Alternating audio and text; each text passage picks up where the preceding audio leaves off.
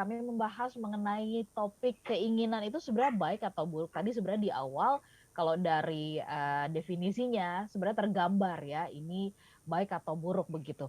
Tapi saya mau gali lebih dalam lagi ya. Saya merasakan bahwa tanpa hasrat atau tanpa desire, tanpa keinginan ini, smart listener, kita seperti zombie ya. Jadi kayak ya orang hidup berjalan gitu ya, tapi kayak nggak ada soul-nya gitu ya, nggak ada spirit yang mengalir gitu, nggak ada yang membuat kita tuh berapi-api. Tetapi pertanyaannya juga gitu Pak Arfan, mengapa seringkali kita juga melihat ya fakta-fakta di lapangan gitu, ada yang menyelewengkan keinginan ini gitu ya, Ya, mengatasnamakan ya saya ya, ini atas nama desire, misalkan melakukan perselingkuhan ya. atau melakukan manipulasi data, ya korupsi dan sebagainya. Menurut Bapak apa yang terjadi dengan orang tersebut? Apakah keinginan ini juga supaya dia bisa terus tumbuh, ya membantu kita meraih mimpi tadi itu harus ada syarat-syaratnya, misalkan bermoral atau apa begitu? Silakan Pak Arfan. Terima kasih banyak Mbak Ola ya. Jadi memang semua penemuan di dunia ini itu terjadi karena keinginan kan? Mm-mm. Semuanya. Ya, kita sedang jalan-jalan lihat burung terbang tinggi ya. Iya. Kemudian kita bilang, saya pingin deh terbang. Oh, padahal nggak punya sayap. Ya. Tapi itulah yang namanya keinginan. Jadi karena kita ingin terbang, akhirnya orang mencari cara gimana caranya terbang. Bahkan bisa lebih cepat daripada burung. Akhirnya bikin Mm-mm. pesawat terbang kan? Pesawat Seperti terbang. itu kan? Itu Betul. kan sebetulnya karena keinginan kan? Ya. Mm-mm. Orang yang berjauhan tempat tinggalnya kemudian mengatakan, pingin deh kita bisa ngobrol-ngobrol santai gitu. Ya. Gimana ya caranya? Padahal kita tempatnya jauh ya ada sebuah keinginan. Akhirnya orang apa? Menciptakan yang namanya alat komunikasi kan, menciptakan yang namanya telepon. Masih belum cukup yang namanya keinginan itu tidak berbatas, Mbak Ola. Masih belum cukup yang namanya telepon, kemudian iya kalau telepon cuma dengar suaranya gitu kan. Kalau aku Iya. kangen kan aku kepingin Lihat lihat kamu wajahnya. langsung kan gitu. Iya. Akhirnya apa? Karena ada keinginan ya diciptakanlah, lahirlah inovasi karena ada keinginan. Ya, lahirlah kemudian yang namanya kita bisa face to face ngobrol. Nah, bukan cuma itu. Ah, ini sih cuma satu orang. Bisa nggak kalau banyak orang gitu? Ya gitu kan. 1.000 orang bisa nggak 1.000 orang? Itu kan semuanya karena keinginan. Akhirnya terciptalah yang namanya Zoom ini kan. Ini kan karena keinginan. Kita bisa ngobrol dengan 1.000 orang langsung. Ada dimanapun tidak ada bedanya gitu. Ya, jadi semuanya itu terjadi karena keinginan. Dunia ini maju dan berkembang karena keinginan. Bahkan, Mbak Ola, kita perlu bertanya lebih jauh sebenarnya. Siapa yang menciptakan keinginan ini? Nah, itu kan sebetulnya. Yang menciptakan keinginan itu adalah Tuhan. Nah, kenapa Tuhan itu menciptakan keinginan dalam diri manusia? Tuhan menciptakan keinginan dalam diri manusia supaya manusia itu maju dan berkembang gitu. Ya. Supaya Ya. manusia bisa membangun dirinya, membangun kehidupannya dan membangun dunia. Itu semuanya dengan keinginan. Kalau hanya dengan kebutuhan saja, yang penting saya cukup makan dan minum setiap hari, 3 kali sehari, itu selesai gitu. Mungkin saya juga sudah berpikir hari ini juga udah nggak perlu kerja lagi gitu kalau hanya untuk memenuhi kebutuhan hidup gitu, istilahnya begitu Mbak Ola. Tapi kita punya keinginan yang luar biasa. Nah ini membuat kita jadi orang yang lebih maju dan berkembang. Nah ada tapinya nih. Kita harus tahu yang namanya sifat-sifat dari keinginan itu. Keinginan itu sifat pertamanya ya. Sifat pertamanya adalah yang namanya desire itu tidak mengenal batas. Ya. Ya. Batasnya desire itu adalah alam semesta itu sendiri, katanya begitu. Gitu ya. Jadi batasnya desire itu apa? Alam semesta ini udah gitu. Jadi Ya. nggak ada batasnya. Nah, kalau kita tahu sifat desire seperti itu, ini kita akan jadi waspada nih, Mbak Ola. Betul bahwa kita harus punya desire, kita harus meningkatkan diri kita, mencapai achievement itu kalau menurut Napoleon Hill ya, the starting point of all achievement is desire katanya gitu. Ya bahwa awal dari semua achievement itu adalah desire. Betul gitu. Kita percaya itu. Tetapi nah ini, kalau kita tahu sifat desire Dari itu tidak desire itu mengenal ya. batas, maka kita akan waspada bahwa ini saya bisa salah nih. Saya tidak tahu batasnya, akhirnya saya menjadi greedy, menjadi serakah gitu karena saya tidak tahu batasnya gitu. Tapi memang yang namanya desire itu hanya ada satu kata dalam yang namanya desire, yaitu more. More. Itu aja. Satu kata yang paling penting, bahkan satu-satunya kata dalam desire itu, makhluk yang namanya desire itu, yang ada di kepalanya cuma satu, Mbak Ola. More, more, more, more, gitu aja. Ini tidak akan pernah sampai kepuasan, ya. Ya. Nggak pernah ada habisnya, kira-kira seperti itu ya. Betul. Dan inilah awal dari kejahatan. Awal dari kejahatan itu adalah ketika kita berpikir more. Gitu kan? Sudah punya segini, apalagi gitu. Nggak pernah ada batasnya. Gitu. Jadi kita harus tahu nih, sifat desire itu nomor satu adalah itu, tidak mengenal batas. Nomor dua, desire itu selalu mengecewakan, Mbak. Oke. Maksudnya bagaimana, Pak Arfan? Ya, Mbak Ola lagi kesel sama orang kan? Ini anak buah saya gitu kan, pasti banyak lah ya gitu ya. Ya saya juga gitu soalnya, sama gitu ya. Gimana sih gini? Coba deh, puaskan itu kan ada sebuah desire kan, keinginan kan untuk ini saya harus ngebenerin nih, anak buah saya nggak boleh begini nih, tim member saya nggak boleh nih begini nih. Coba deh, puaskan itu, puaskan hasrat untuk melakukan itu, untuk ngebenerin anak buah itu. Setelah selesai kita ngomong, puas kan? Nah, berikutnya adalah apa? Menyesal. Gitu ya. Jadi seringkali begitu, Mbak Ola. Kita kepingin sudah selesai makan gitu ya, udah saya makan masih ngelihat kue itu. Kuenya enak banget nih, kue coklat ini gitu ya, enak banget ini. Padahal udah kenyang gitu, tapi masih ada desire. Ya, desire itu tidak mengenal tempat gitu. Jadi secara akal sehat perut saya sudah penuh nih, udah makan. Tapi desire itu masih ada, desire itu adanya di lidah gitu ya, masih kepingin makan lagi kue coklat. Akhirnya apa? Bukannya enak, malah mengecewakan gitu. Jadi desire itu ketika kita memenuhi, itu seringkali ujungnya adalah mengecewakan gitu. Saya kok udah makan 2 piring, kayaknya masih agak kurang gitu. Saya nambah lagi gitu ya, untuk memuaskan hasrat saya. Akhirnya apa? Saya kecewa gitu. Jadi seringkali itu indah kalau di mata ya, seringkali your eyes is bigger than your stomach kan begitu ya. Jadi ketika kita belum memiliki sesuatu tuh hasratnya tuh tinggi gitu. Tapi ketika kita sudah memiliki itu, langsung kita bilang begini, kok cuma segini aja rasanya gitu. Kok cuma segini aja sih gitu ya. Nah itu.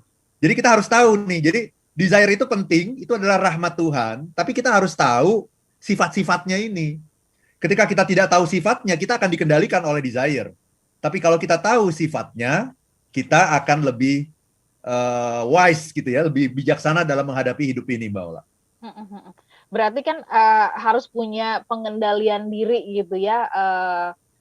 Kalau begitu supaya kita bisa mengendalikan ya, dan ini kan juga ada ranah tadi Bapak mengatakan kalau kita tidak bisa mengendalikan kita bisa jadi greedy gitu. Nah, di mana posisi rasa cukup itu Pak Arfan ya dengan kita memiliki desire ini atau keinginan ini, dan bagaimana caranya supaya kita bisa mengendalikan, apakah kita memang ya harus kita bergantung sama Tuhan kah misalnya gitu ya, atau kita punya support system kah atau bagaimana Pak? Ya. Jadi kita harus tahu begini. Kunci kesuksesan itu adalah desire, Mbak. Itu kunci kesuksesan gitu. Sukses itu kan tidak ada batasnya kan, kita sudah dapat 10 pingin 20, udah dapat 20 pingin 30 gitu. Itu kunci kesuksesan itu adalah desire memang. Tanpa desire kita tidak akan sukses. Tapi kita harus tahu kunci kebahagiaan itu bukan keinginan, Mbak. Tapi kecukupan. Nah, kalau kita ingin sukses dan bahagia, kita harus bisa menyeimbangkan ini. Keinginan boleh-boleh saja, silahkan, itu baik, itu sehat. Selama kita menginginkan yang baik ya. Kalau menginginkan, saya ingin korupsi, nah itu orang sakit namanya. Saya ingin selingkuh, nah itu orang sakit namanya kan gitu ya. Tapi selama kita menginginkan yang baik, itu sehat. Justru kesuksesan itu dasarnya adalah keinginan. Tapi kalau bicara happiness, itu beda dengan sukses. Happiness itu dasarnya adalah kecukupan, Mbak Ola. Jadi bagaimana cara mencegah supaya tidak greedy? Tumbuhkan rasa syukur. Bersyukur itu intinya adalah kecukupan. Itu inti dari bersyukur, Mbak Ola. Tapi kalau bicara sukses, ya pada akhirnya ketika target kita adalah 100 gitu ya, kita cuma mencapai 10. Nah ini orang seringkali salah kan? kemudian mengatakan, ya udah kita syukuri saja, masih dapat 10 itu sudah bagus, apalagi di era pandemi ini, gitu kan. Nah ini juga salah gitu ya. Jadi kita harus bisa menyeimbangkan. Hidup ini adalah keseimbangan antara sukses dan happiness, antara keinginan dan kecukupan gitu. Kita harus bisa membuat balancingnya, Mbak Ola. Itu Mbak Oke. Ola. Jadi tumbuhkan rasa syukur. Pak Itu Arfan tadi kan mengendalikan. ya mengatakan ya bahwa keinginan pengen memiliki dengan cara tertentu, misalkan kayak tadi ya, korupsi kah, selingkuh kah, dan sebagainya. Ini buat orang-orang yang kalau orang tersebut yang melakukan, kalau ditanya gitu secara jujur-jujuran dan terbuka gitu, mereka akan mengatakan, ya ini untuk meningkatkan adrenalin hidup, katanya begitu. Nah itulah namanya orang sakit gitu. Oh, oke. Iya, itulah yang namanya orang sakit. Iya, iya, iya. Pak Arfan, abis ini kita minta tandanya ya, orang yang Ya. punya hasrat yang tinggi, yang besar itu seperti apa gitu. Saya kemarin juga sedang belajar dari pemain-pemain bola. Ternyata mereka diukur ya, dilakukan sebuah nggak survei sih, tetapi ada seorang pelatih sukses ternama di dunia yang kemudian melihat banyak ratusan pemain dan dia melihat pemain-pemain yang punya hasrat tinggi ini akan bisa sukses kalau disertai dengan disiplin. Nah nanti saya mau tanya kepada Pak Arfan ya, soal tandanya kita bisa kelihatan nggak sih sebenarnya kalau kita lihat dari orang-orang yang ada di sekitar kita atau diri kita. Kita sambung nanti di sesi berikutnya. Listener tetaplah bersama dengan kami. Masih membahas mengenai topik punya keinginan itu baik atau buruk. Saya ingin menyapa Anda yang ada di YouTube dulu, ada Pak Dapot si Hombing. Horas, Pak Dapot.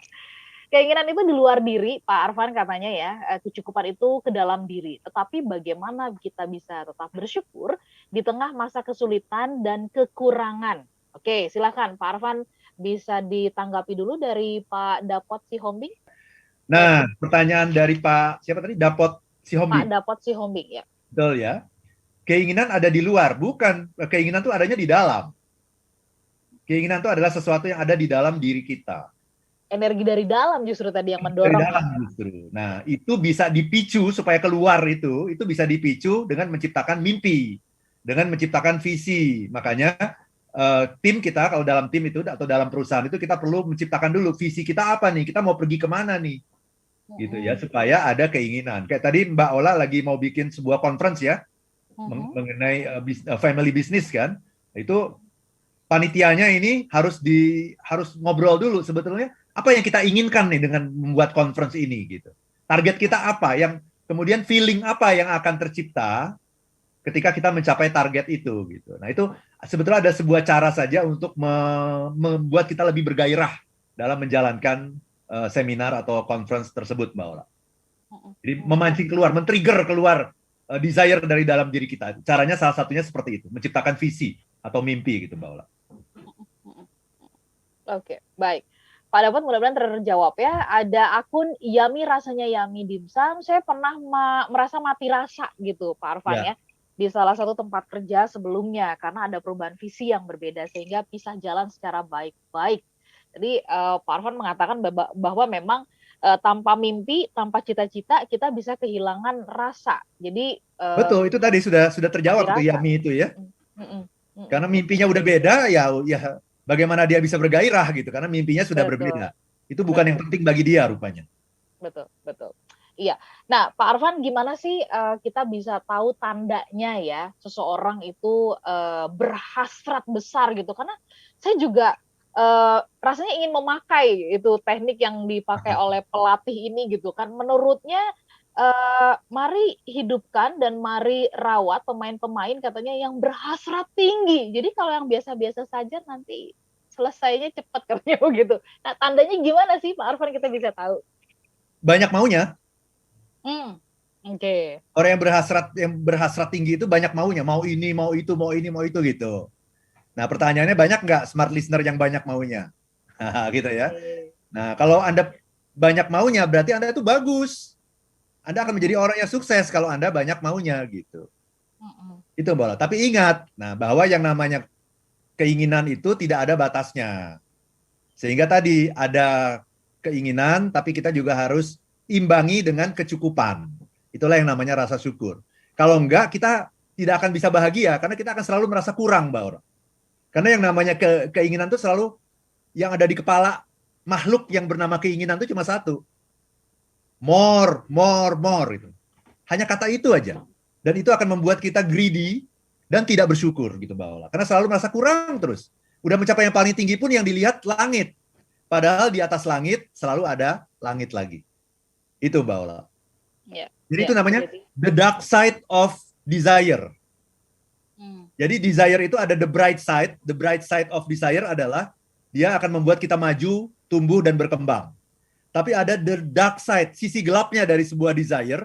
Dia akan membuat kita greedy, tidak puas, sering kecewa, dan tidak bersyukur. Ya, itu Mbak Ola. Itu sebabnya Tulus ya menciptakan lagu Jangan Cintai Aku Apa Adanya, katanya begitu ya. Mintalah sesuatu supaya kita bisa berkembang. Jadi ternyata hukum pertumbuhan itu memang harus diawali ada keinginan ya Pak Arfan. Betul, iya. Nanti kapan-kapan kita akan bahas Mbak Ola yang namanya growth mindset. Kan sekarang orang sedang rame nih bicara fixed mindset dan growth mindset. Nah, nanti saya akan pakai lagu tulis itu. itu lagu itu bagus banget untuk menciptakan yang namanya growth mindset. Oke. Nanti lagunya kita pakai ya Pak, kita hadirkan. Ya Bapak lah yang nyanyi lah gitu ya sekali-sekali lah. Dengan Mas Tulus terus gitu kan. Iya. Topik itu. Oke. Saya ingin menyapa juga ada Pak Karmoses. Terima kasih sudah bergabung. Kebaikan itu baik sebagai motivasi untuk meningkatkan keinginan itu berlebihan sehingga memaksa suatu, misalnya maaf ya, sampai berbuat korupsi atau hal buruk lainnya. Oke, baik, terima kasih Pak Karmoses. Kemudian ada Pak Anggian Asan di Medan. Kita harus membuat suatu kebutuhan dan keinginan harus seimbang dan realistis. Tinggal kita harus bersikap bijak, realistis dengan menerapkan memenuhi keinginan dan kebutuhan serta tanpa menghalalkan semua cara ya, sehingga kita akan mendapatkan kebahagiaan yang hakiki dalam menjalani kehidupan di dunia yang fana ini, yang nggak kekal, yang sementara begitu. Pak Arfan, kita sampai di ujung. Nah, ini untuk membungkus perbincangan kita ya. Apa sarannya Pak Arfan supaya kita bisa merawat itu tadi hasrat, desire, keinginan kita? Karena saya yakin banget ya setelah saya melewati itu gitu, tanpa desire, tanpa keinginan kita hanya akan seperti di atas tempat tidur gitu ya. Terus mata kita aja kita paksa untuk kita buka gitu. Kalau bisa ada korek nih untuk ngebuka tuh ya gitu kan. Nah, cara merawatnya Pak Arfan? Ya, tumbuhkan mimpi. Tumbuhkan mimpi. Mimpi. Jadi yang paling penting itu adalah mimpi. Kita tuh mau apa sih gitu ya? Apa sih tujuan kita? Kita mau kemana? Dan jangan lupa ketika kita bermimpi, sertakan feeling-nya, Mbak. Apa feeling yang akan Anda rasakan ketika Anda mencapai mimpi Anda itu? Nah, kalau bisa tuh dibuat dalam bentuk yang visual, Mbak Ola. Semakin visual tuh semakin bagus gitu ya. Orang yang mau naik haji misalnya gitu ya, itu cari tuh miniatur Ka'bahnya tuh, cari tuh gitu ya. Ya pasang tuh di depan di meja kerja Anda atau di tempat yang mudah dilihat gitu. Sehingga kita akan terdorong terus ke situ. Gitu ya. Orang yang misalnya saya pengen suatu ketika saya ke Paris nih gitu ya, lihat Menara Eiffel gitu misalnya gitu ya. Nah, itu kan sebuah desire kan. Wah, bagus sekali kalau Anda achieve target gitu ya. Dapat bonus ya dari company misalnya, Anda tentunya bisa mewujudkan itu. Caranya gimana? Bikin tuh miniatur Menara Eiffel tuh, bikin tuh gitu ya. Taruh tuh ya di tempat kerja Anda atau di tempat yang mudah dilihat gitu. Jadi kita visualisasikan gitu semua itu sehingga ada sebuah feelingnya gitu. Ya. Karena desire ini nanti akan selalu berkaitan dengan feeling, Mbak Ola. Gitu ya. Jadi yang ingin saya sampaikan sebagai penutup ya untuk membungkus acara kita ini, desire itu adalah rahmat Tuhan. Desire itu adalah rahmat dari Tuhan. Memang Tuhan menciptakan desire supaya kita tumbuh berkembang, supaya dunia ini bisa maju. Ya, supaya semua orang itu bisa mewujudkan apa yang dia mimpikan gitu. Itu butuh yang namanya desire. Jadi rumus sukses adalah desire. Nah, tetapi supaya ini tidak menjadi bahaya bagi kita. Jadi desire itu kayak pisau, Mbak Ola. Ya. Pisau itu bisa bahaya juga bagi kita gitu. Kalau kita tidak tahu cara menggunakannya. Nah, kita harus tahu rumus pisau itu apa. Pisau itu bisa memotong sesuatu, bisa membuat kita terluka kan? Seperti itu. Kalau kita tidak tahu cara menggunakannya. Nah, sama desire juga bisa membuat kita terluka.